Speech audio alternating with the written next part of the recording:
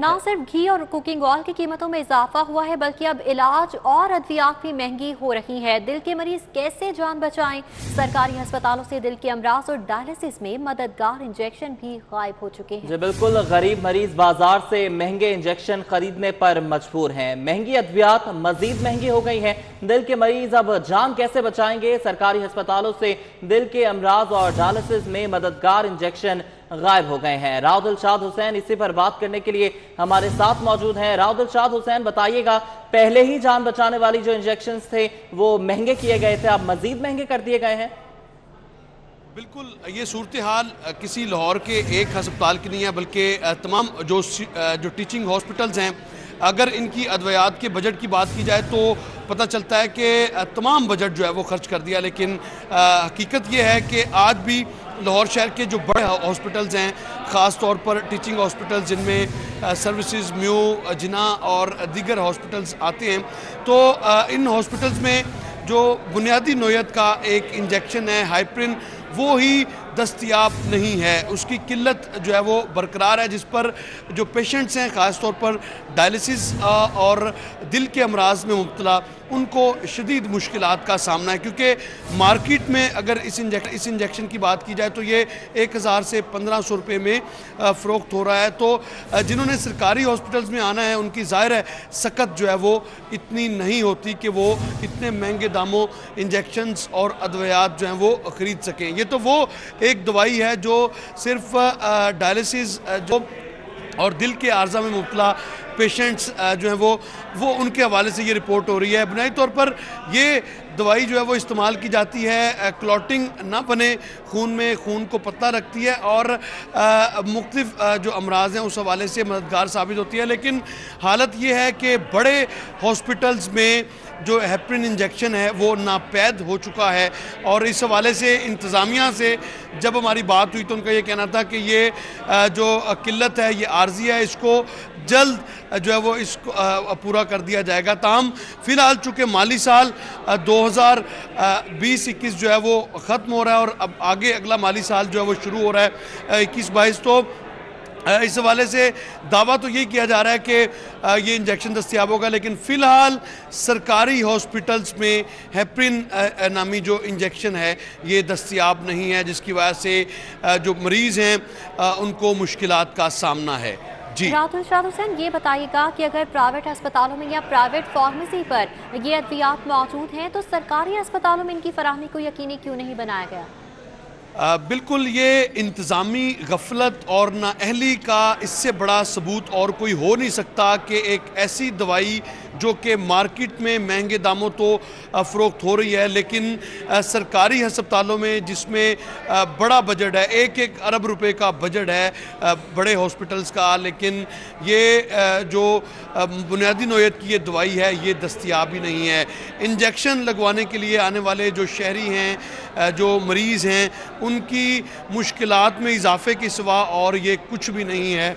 और इस हवाले से बहुत सारे ऐसे पेशेंट्स हैं जिनसे हमारी बात भी हुई, उनका ये कहना था कि जब भी आते हैं सिर्फ ये जवाब मिलता है कि अभी फ़िलहाल दवाई नहीं है, दोबारा आइएगा। दोबारा आने पर भी ये इंजेक्शन हेपरिन जो है वो दस्तयाब नहीं होता। ठीक है, राव दिलशाद हुसैन, आप हमारे साथ ही मौजूद रहिएगा। Head of department cardiac ward professor Imran ने हमें ज्वाइन किया है। सर, बहुत शुक्रिया आपके वक्त का। कहिएगा क्यों सरकारी अस्पतालों में हेपरिन और दीगर अद्वियात मौजूद नहीं है, जबकि मार्केट में तो शॉर्टेज नहीं है, फार्मेसीज पर भी मिल रही हैं, प्राइवेट हॉस्पिटल्स में भी मौजूद है? इसकी वजह मैंने आपको ये बताई है ना कि ये लोग समहाउ और दी अदर ये कुछ दवाइयाँ हैं जो हमारे बहुत ज़रूरी इस्तेमाल की हैं, जिनमें हेपरिन भी है, पेनिसिलिन भी है और कुछ स्पेशल दवाइयाँ जो गायनी में इस्तेमाल होती हैं, ये हमारी समहाउ और दी अदर ये लोग हमारे पास कोटेशन लेकर आते ही नहीं है। हम हमेशा इनवाइट करते हैं कि आप हमें ये चीज़ें सप्लाई करें। हेपरिन की प्रॉब्लम इस दफ़ा ज़्यादा हुई है, वरना लास्ट ईयर जो है वो हेपरिन और उससे पहले भी हेपरिन आमतौर पर आती रही है। तो इस साल हमें प्रॉब्लम हुई है कि हमने एडवर्टाइज किया, किसी ने कोट नहीं किया, इसलिए हम खरीद नहीं सके, क्योंकि हमें एक सरकारी प्रोसीजर फॉलो करना होता है। अब अगर वो हमारे पास अपनी ऑफर्स लेकर नहीं आते तो हम उनसे कैसे मजबूर करके खरीद सकते हैं? उनसे ज़बरदस्ती तो हम नहीं कर सकते।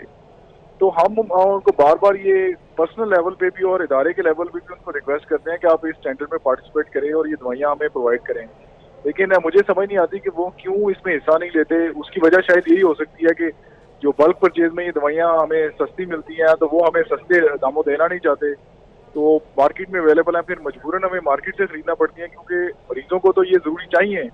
अगर हमारे पास वो वेंडर्स नहीं आए हैं तो हमें मार्केट से खरीदनी पड़ती हैं। ये हमारे तो लिए सर क्या कोई ऐसा मैकेनिज्म नहीं है या फिर बनाया नहीं जा सकता कि अगर वेंडर्स नहीं आते फिर भी अद्वियात की फराहमी को यकीनी बनाया जा सके, क्योंकि जरूरी तो है। उसका तरीका है, ये गवर्नमेंट लेवल के ऊपर है कि गवर्नमेंट के पास इंफॉर्मेशन दवाइयाँ मौजूद होती हैं, उनको किसी तरह से सरकारी सतह पे मजबूर किया जाए कि वो ये दवाइयाँ सप्लाई करें, ना कि ऑन देयर ओन कि वो फैसले कर लेते हैं कि जी ये हमने ये दवाई सप्लाई नहीं करनी फॉर वन रीजन अनदर। हो सकता है उनकी भी कोई वजूहत उनके पास मौजूद हो, लेकिन आपकी बात सही है कि एक ऐसा मैकेनिज्म जरूर होना चाहिए कि ये दवाइयाँ सरकारी अस्पताल में गरीब जरूरतमंद अद्वियात की खरीदारी के लिए मैकेनिज्म होना जरूर चाहिए। Professor Imran, head of department cardiac ward, हमारे साथ मौजूद थे। सर बहुत शुक्रिया आपका। और राव दिलशाह हमें अपडेट कर रहे थे, आपका भी बहुत शुक्रिया। आपको बताते चलें कि सरकारी अस्पतालों में फ्री अद्वियात के दावे यकीनी नहीं बनाए जा सके हैं। सरकारी अस्पतालों में दिल के इलाज के लिए हेपारिन इंजेक्शन दस्तयाब नहीं है।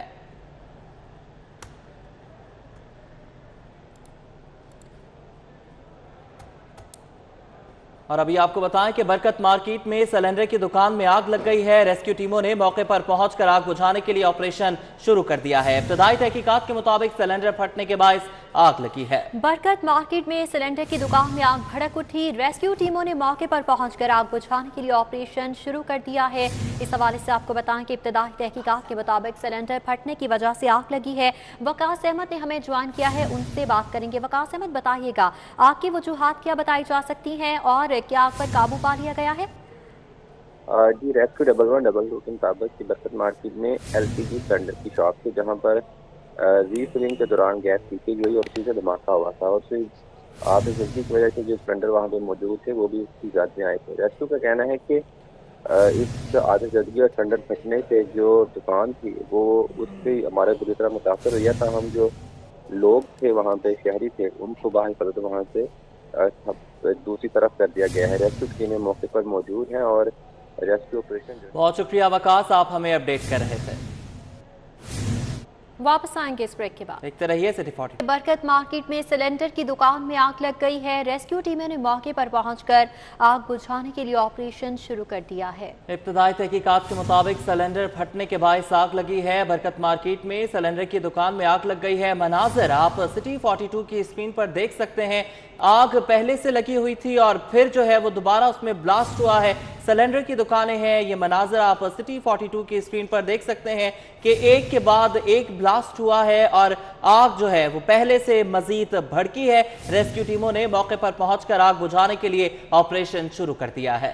ऑपरेशन शुरू कर दिया गया है। रेस्क्यू का अमला मौके पर मौजूद है। फायर ब्रिगेड की गाड़ियां तलब की गई हैं। आग बुझाने का अमल इस वक्त जारी है, मगर आग के ये बुलंद होते हुए शोले बता रहे हैं कि आग की शिद्दत किस कदर ज्यादा है। बरकत मार्केट में सिलेंडर की दुकान में ये आग लगी। रेस्क्यू टीमों ने मौके पर पहुंचकर आग बुझाने के लिए ऑपरेशन शुरू कर दिया है। वकास अहमद हमारे साथ मौजूद है। वकास, बताइएगा ताज़ा तरीन सूरत हाल क्या है? मजीद जो नुकसान है उससे बचा जा सके। जी ठीक। वकास साहब हमारे साथ ही मौजूद रहिएगा। अपने नाज़रीन को बताते चलें कि आग बुझाने के लिए रेस्क्यू ऑपरेशन जो है जारी है। रेस्क्यू गाड़ियां तलब की गई हैं। मनाजिर आप सिटी 42 की स्क्रीन पर देख सकते हैं। ये धमाका हुआ, आग लगी हुई थी, उसके बाद जो है मजीद सिलेंडर्स में आग लगी है, मजीद आग भड़की है, मजीद धमाके जो हैं वो इसमें हुए हैं। आपको बताते चलें कि बरकत मार्केट में सिलेंडर की दुकान में आग लग गई है। रेस्क्यू टीमों ने मौके पर पहुंचकर आग बुझाने के लिए रेस्क्यू ऑपरेशन शुरू कर दिया है और इब्तदाई तहकीकात के मुताबिक जो है सिलेंडर फटने के बायस ये आग लगी है। आपको बताते चलें कि आग पहले से लगी हुई थी और सिलेंडर्स जो थे वो मजीद फटे हैं, जिससे आग जो है वो मजीद भड़की है। बात करेंगे वकास अहमद से। वकास, ये बताइएगा कि ये ऑपरेशन कहां तक पहुंचा है, क्या कहा जा रहा है, कब तक आग पर काबू पा लिया जाएगा? जी, रेस्क्यू 1112 के मुताबिक जो अमदादी काम है वो जारी है, क्योंकि जो दुकान जिस दुकान में LPG सिलेंडर पड़े हुए थे उससे मुल्का भी दुकानें थी, उनको भी जुज़वी नुकसान पहुंचा है। रेस्क्यू कहना है कि आग पर तो जल्द काबू पा लिया जाएगा। ताहम उनकी कोशिश ये है कि जो आग है उसको उसी दुकान तक महदूद किया जाए जहां पर ये सिलेंडर पड़े हुए थे। यानी शाहिदीन के मुताबिक गैस की रीफिलिंग हो रही थी, इस दौरान आग लगी और आग की वजह से सिलेंडर जो दुकान में मौजूद थे वो भी फट गए। जोरदार धमाके भी हुए जिससे मार्केट में भी खौफ हरास फैल गया और लोग अपनी दुकानों से बाहर निकले। तमाम रेस्क्यू का कहना है कि अभी सूरत हाल कंट्रोल में है और जल्द आग पर काबू पाकर ऑपरेशन मुकम्मल कर लिया जाएगा। वकास अहमद ये बताएगा, मुतासरा दुकान के इर्द गिर्द क्या दीगर सिलेंडर की दुकानें ही मौजूद हैं या फिर किसी और चीज़ की दुकान मौजूद है? और बताइएगा क्या खुदा न खास्ता कोई जानी नुकसान तो नहीं हुआ? जी, रेस्क्यू और पुलिस के मुताबिक कोई भी शख्स इसमें जख्मी या किसी की हलाकत नहीं हुई, क्योंकि एक LPG की दुकान थी। बाकी क्योंकि मार्केट का ये हिस्सा था जहाँ पे ये दुकान मौजूद थी और इससे मुल्का दूसरी दुकानें थी मुख्तलिफ ताज़ा सामान की। ताहम जो इसके दाएं और बाएं अतराफ की दुकानें थी वो इस हादसे की वजह से जुज़वी तौर पर मुतासर हुई हैं। ताहम रेस्क्यू का कहना है क्योंकि आज सोमवार का रोज़ था और मार्केट में रश भी काफ़ी ज़्यादा था, लेकिन खुशकिस्मती से इस हादसे में कोई जानी नुकसान नहीं होगा। जी वकास अहमद, ये बताइएगा कि रेस्क्यू की कितनी गाड़ियां इस वक्त ऑपरेशन में मसरूफ़ अमल हैं? जी बिल्कुल, रेस्क्यू की जो फायर ब्रिगेड की गाड़ियां हैं वो मौके पर मौजूद हैं। मुतलका जो पुलिस है वो भी मौके पर मौजूद है ताकि लोगों को इस जो जाए हादसा है इससे दूर रखा जाए। अब रेस्क्यू का कहना है कि क्योंकि सिलेंडर के बाद जब आग लगती है, जब तक उस एरिया में LPG गैस मौजूद रहती है तब तक उसमें आग के दोबारा से भड़कने के इम्कानात मौजूद होते हैं और इसीलिए रेस्क्यू की तरफ से ना सिर्फ आग को बुझाने की कोशिश की जा रही है बल्कि उस एरिया से जो आम शहरी उनको भी निकाला जा रहा है ताकि कोई और हादसे का सबब ना बने। अब जब रेस्क्यू कहना है कि जब आग पर मुकम्मल तौर पर काबू पा लिया जाएगा तो उसके बाद ये जो दुकान की बिल्डिंग थी, इमारत थी, उसका भी क्या वो दोबारा से इस्तेमाल के काबिल है या नहीं। फिर जो मलिका दुकानें हैं उनके जो नुकसान का तखमीना भी लगाया जाएगा कि वो किस हद तक इस धमाके से और इस आग से मुतासर हुए हैं। जी ठीक है वकास अहमद, बहुत शुक्रिया आपका। खबरों में वापस आएंगे बाद आपको एक बार फिर खुशामदीद कहेंगे। मोटरसाइकिल वर्कशॉप में बच्चे पर तशद्दुद करने का मामला, 8 साला बच्चे पर तशद्दुद करने वाला मुलजिम गिरफ्तार कर लिया गया। CCPO गुलाम महमूद डोगर के हुक्म पर मुलजिम वकार को गिरफ्तार कर लिया गया है। डिटेल्स लेंगे इरफान मलिक से। जी इरफान मलिक, बताइएगा मुलजिम गिरफ्तार कर लिया गया है? आपको बताएं कि एक वहशी दरिंदा से जो मोटरसाइकिल मैकेनिक था जिसने अपने पास काम करने वाले 8 साल बच्चे को बदतरीन तशद्दुद का निशाना बनाया और इसकी जब वीडियो वायरल हुई तो अब पुलिस जो है वो हरकत में आई और पुलिस की जानिब से मुलजिम वकार को गिरफ्तार कर लिया गया है। इसके आपको बताएं कि वकार के खिलाफ थाना शादरा में मुकदमा दर्ज करके इसके खिलाफ कार्रवाई का आगाज किया गया है और पुलिस हुकाम का कहना है कि मुलजिम ने जिस बच्चे को तशद्दुद का निशाना बनाया था इसके पास अरसा दराज से जो मेहनत मजदूरी कर रहा था और उसको सिर्फ 50 रुपए दिहाड़ी के ऊपर ये दे रहा था और इसने बच्चे को इसलिए तशद्दुद का निशाना बनाया कि मामूली सी गलती हुई जिसके बाद इसने उस बच्चे को वहशियाना तशद्दुद का निशाना बना दिया।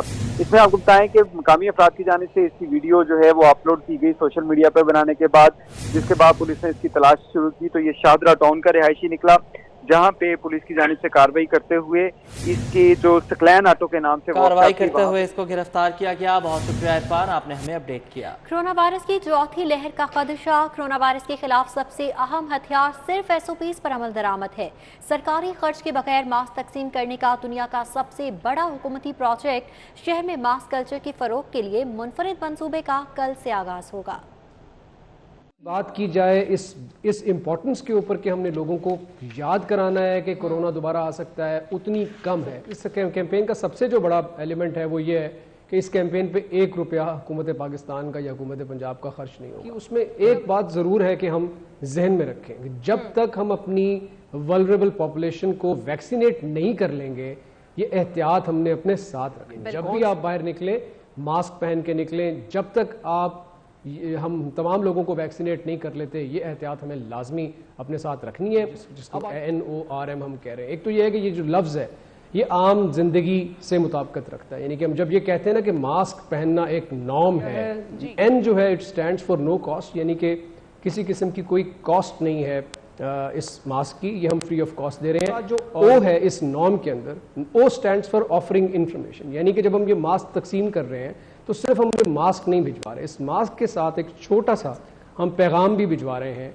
कमिश्नर लाहौर की तरफ से उन लोगों को कि हम क्यों ये मास्क उनको दे रहे हैं। और ये आप तीसरी बात करें रीइंफोर्समेंट, यानी कि R stands for reinforcement. Reinforcement से ये मुराद है कि जब हम मास्क भिजवा देंगे तो हो सकता है वो जो लीफलेट है वो पढ़ ना सकता हो।